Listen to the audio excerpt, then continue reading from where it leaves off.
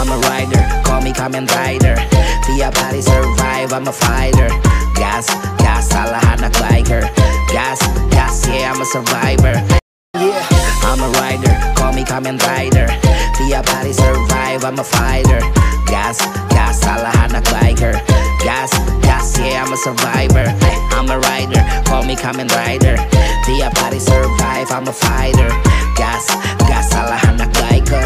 Gas, gas, yeah, I'm a survivor.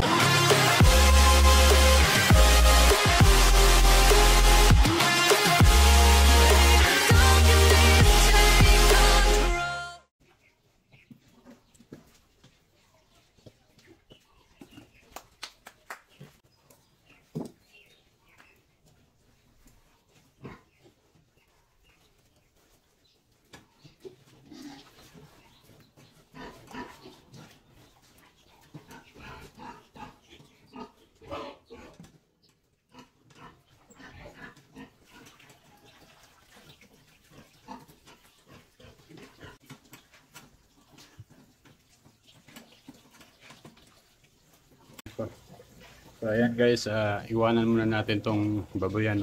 Punta tayo muna doon sa garage kasi may bibili doon sa motor natin. Tingnan natin kung magustuhan nila. Dala ng kahirapan, binta muna natin, bili tayo ng bago kung magkaroon na tayo ng pera. Tara! So ayan guys, balik tayo dito sa paglinis ng mga baboy.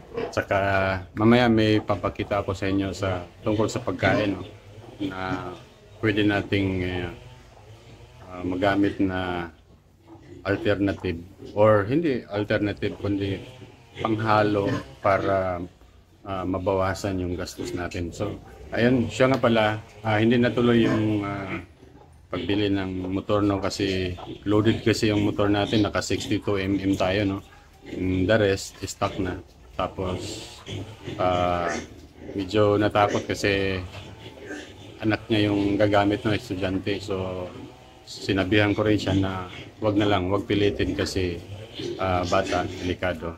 Kasi tayo yung XRM natin naka manual, loaded for 62mm, saka stock head, stock stroke, stock engine.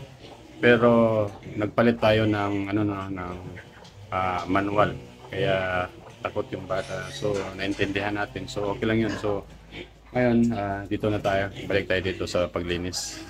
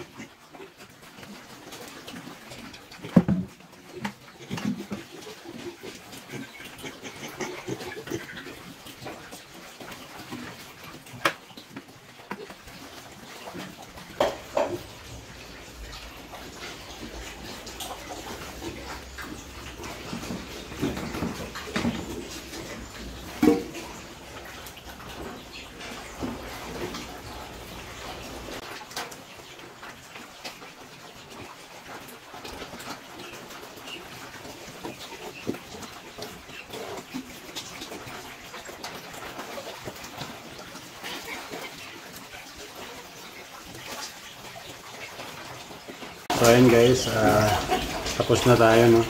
Tapos na tayo maglinis. Kanina nilipat natin to. Bali, naglinis tayo, nagpakain. Ayan, makikita nyo. Kaya nga pala guys, yung pinakita ko kanina na sapal ng nyug, no? Bali, wala na yun. Waste na yun sa market eh. Doon kasi sa market natin, dito sa Davao, sa palengke, makakabili ka kasi niyan ng per kilo, no? 5 pesos per kilo ng sapal ng nyug. Bali, hinihalo natin sa feeds para hindi tayo masyadong malakihan sa gastos. Gaya ng, pwede nyo po itong ano, sa mga inahin nyo para mas bababa yung gastos nyo, no?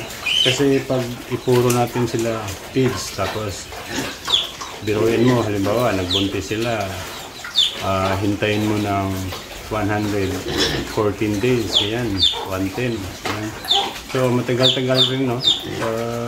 Kakain pa sila ng marami. Kaya kailangan haluan nyo ng kunting sapal ng nyug, tapos kunting feeds, kunting sabaw na kung mayroon kayong mga ginagawang ano, gaya ng mga carrots, no?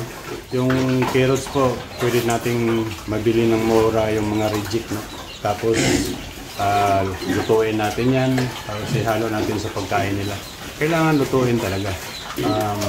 Yun namang sapal ng nyug, wag nyo nang lutuin, i-mix nyo na, tapos lagyan ng konting sabaw para mas gumana ang kain ng inyong mga inahin. Ito, hinaluan na rin natin, no? Itong sampo na to, hinaluan na rin natin ngayong araw na to ng sapal. Kasi pag purong feeds, kukulangin yung isang sako natin sa 4 na araw. Kulang kanila, no? So ang ginawa natin, lagyan natin ng sapal kunti, tapos yung ano, ubos, malinis na malinis yung kainan, walang nasaya, tapos makikita natin na busog sila, no? So para sa akin, matagal-tagal na rin akong gumamit ng sapal na yan. Since 2006 nung nagbabuyan ako sa Pantukan, ginagamit ko na yan sa mga inahin. Tapos after 2 months ng ano, or 3 months mula panganak, pwede mo nang haluan yung feeds sa kanila. Kasi ito, mahigit 2 buwan mula pagpanganak sa kanila. So hinaluan natin ngayon ng sapal. Okay na yan, hindi na yan sila masisira yung tiyan nila, no? Pero yung kabila na 10 na mahigit 1 buwan mula pagkapanganak sa kanila, huwag mo munang haluan yan. Kasi ang tendency niyan, magtatay, no?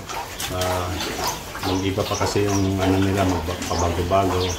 Kaya lalo na ngayon sa panahon natin, no? Ulan, init. So yung baboy natin, minsan nakakahigop sila ng tubig sa tuter nila na medyo mainit, o minsan naman malamig. Kaya yun, pabago-bago, no? Mayroong iba nagtatae. So monitor lang natin. Kailangan lang natin monitor araw-araw para siyempre kawawa rin, saka sayang. Sa ano naman, sa ito namang paglalandi ng baboy at saka nung napaturokan mo na ng similyo. Agree ako sa ibang nagsasabi na i-monitor mo bawat araw. Of course, nagpapakain ka, naglilinis ka, umaga, tanghali, hapon, di ba? So, minomonitor natin yan. Agree ako dyan. Pero doon sa sabi na baka naghintay ka ng 114 days or 112 days na hindi pala nabuntis. Parang para sa atin,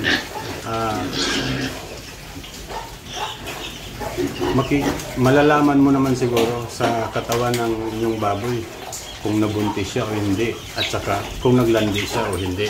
Kasi maraming pagbabago, no? Gaya ng hindi siya kumakain, matamlay siya. Yun ang palatandaan sa kanila na naglandi sila. Patungkol naman doon sa hindi sila mabuntis, imposibleng hindi nyo malaman, no? Na sa loob ng pagpalagay natin, from 21 days to 100 days, hindi nyo malalaman na hindi pala buntis yung baboy niya, di ba? Imposible yan. So, siyempre kailangan ng monitoring. Malalaman nyo sa katawan nila kung mayroong pagbabago. Sa akin kasi, after ng turok, after 21 days, so pagpalagay natin 25 days, para sa akin, sigurado na kung buntis siya. May pagbabago sa katawan niya, lumalapad, yung didi niya masyadong tayo na. So sa akin, alam ko, tapos yung pag kumakain siya, talagang sagad. So sa akin, sigurado ako na buntis na siya. After 21 days. So bilangin mo, 25 days. Talagang napasukan na siya. Meron din akong isang na kagaya ng tinurukan ko siya. Tapos siyempre kumuha tayo ng similya, tinurukan natin ng pagkagabi ng ganyan. Pagdating ng isang linggo or wala pang isang linggo, meron kang nakita na basa sa ari nila, no, na parang sipon. So para sa akin, no, nangyari na kasi yan sa akin. Nung after ko magturok, after 1 week, naglandi siya.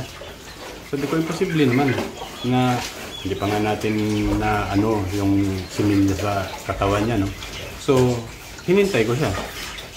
After nun, hindi naman siya naglandi ulit. So tingin ko sa kanya, parang nagbabago yung katawan niya na lumalapad, tapos lumalaki, maganda yung kain niya, maliksi.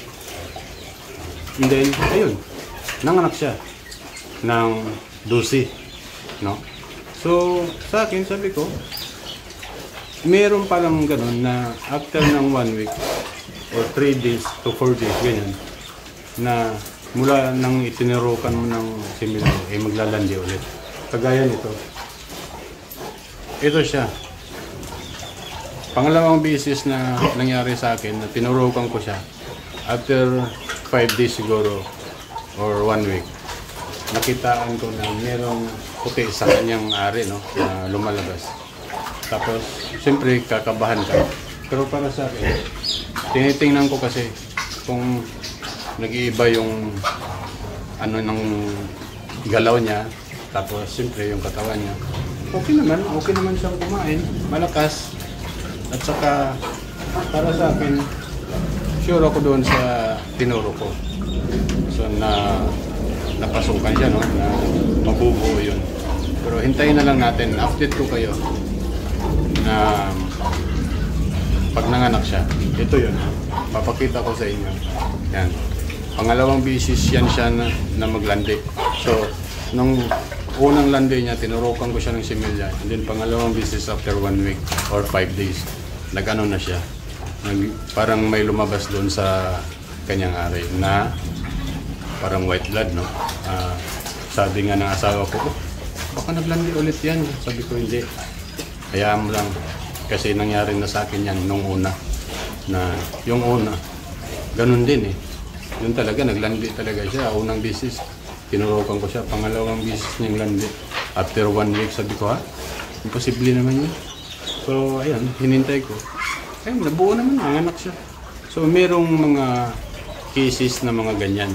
So, kaya,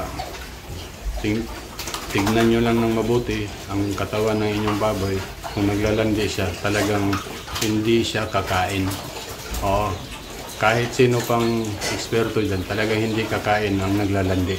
At saka ang katawan niya, nagbabago, no?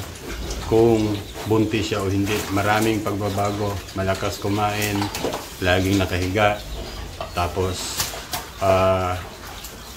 lumalapad yung katawan. Ibig sabihin, buntis yan. So ayan guys, maraming salamat sa inyong panonood.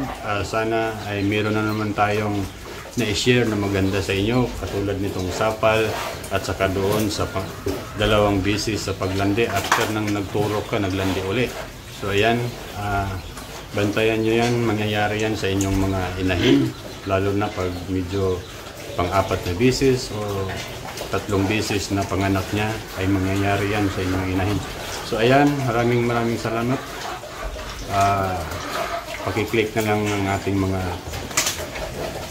notification bell para ma-update kayo sa ating panibagong video dyan sa mga baguhan, no?